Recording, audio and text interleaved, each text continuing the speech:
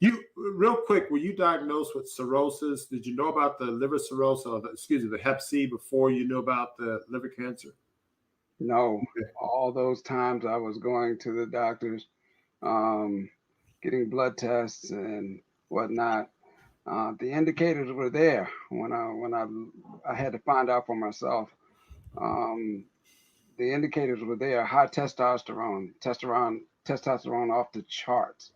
You know, I was going to a lot of different doctors to find out about this testosterone, and that's a big indicator. What happened? What led to you going to the hospital, and what happened with the diagnosis? This was the second time I'd had abdominal pain, but this one was more severe. It was in August of 2013, and I crawled around on the floor all night praying because this pain was so severe. I had some pain medicine, and generally I would, because I'd had severe arthritis too, in hips and back, and so I had to use some of that pain medicine, and I had to take 5 times as much as I would normally take, and just to assuage the pain, just a little bit. So it kind of cleared up the next day, and I reluctantly told my wife what I'd been doing all night. And she said, "Hey, you're going to the hospital right now." All right, so you told your wife, and what happened after that? So we went to a Sibley Hospital here in Washington, D.C., which is um, one of the better hospitals, and they ran me through all kinds of tests: ultrasound, MRI, CAT scan, and they diagnosed me with liver cancer, hepatocellular cancer, um, and cirrhosis as well. And so, man, I'm okay. It's my time. My dad died at 66 from a cancer.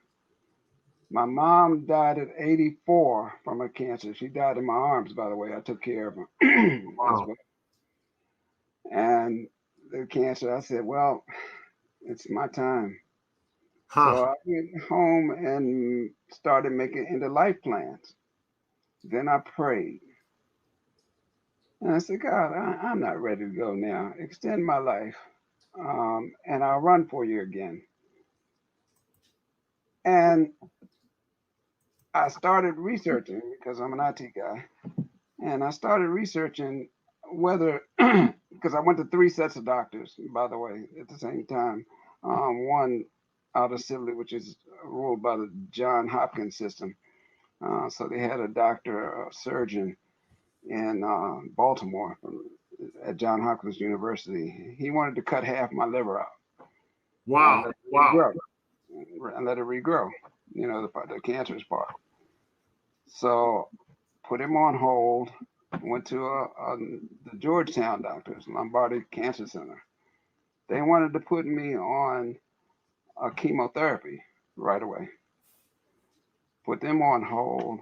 Went to another set of doctors at the urging of a nurse friend of mine who's, by the way, had colon cancer.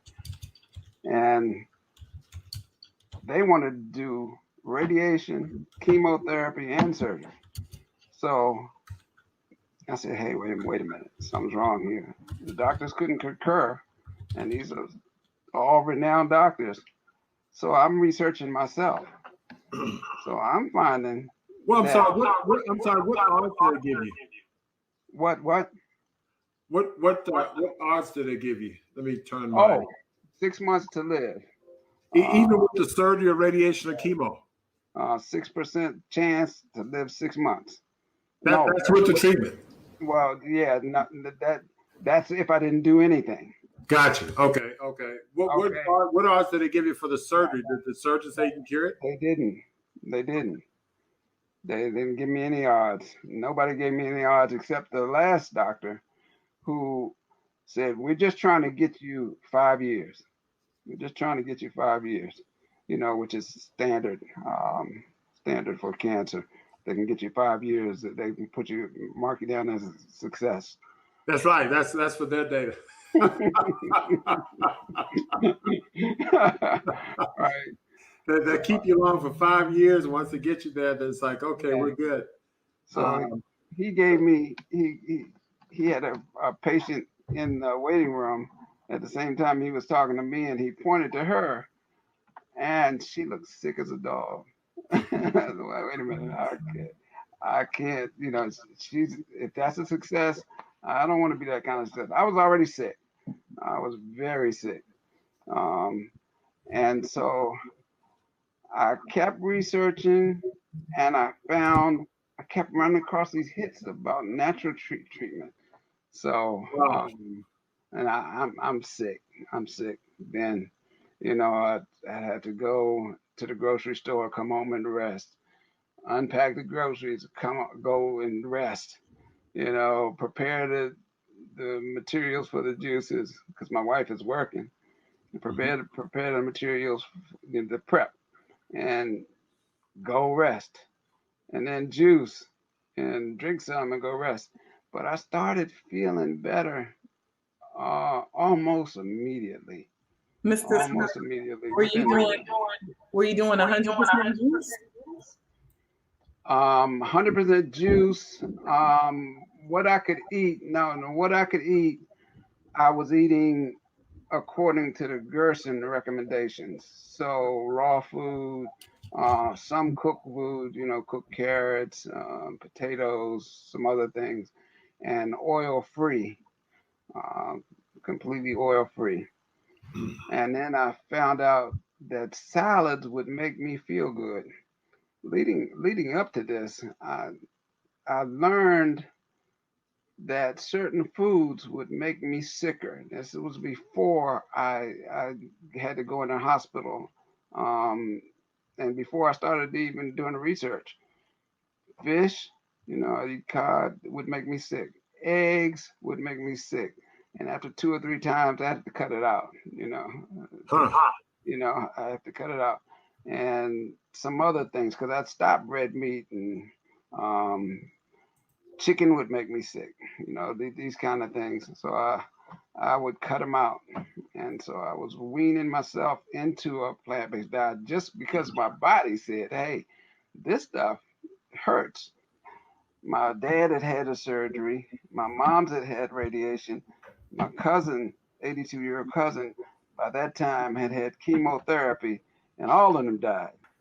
So you started noticing very quickly, just on eating the food, the juices, that you started feeling better. Yes. And it's not like, I mean, it was like days to weeks. I'm adding days. You said weeks, but The days, I started feeling better in days, really.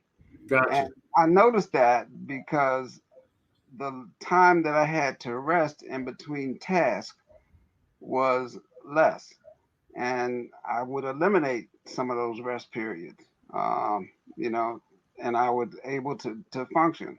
Here is, and I'm going to help us out with the imaging here. This is a CAT scan, and wait, this is the back, and this is the stomach, and the way to read this is that the feet are coming out at you, and the head is back on the other side of the screen, and the left side is over here, and the right side is over here, and so the liver is mostly over here, but it's kind of swollen. It kind of moves into some of these other organs you don't see, but you see this little mass right here.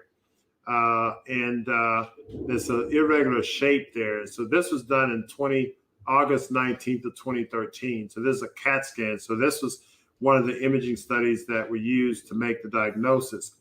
And so after you've gone through your process of juicing and healing, then we had this image.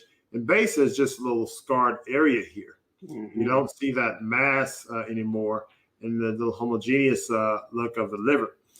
So we see a nice before and after image.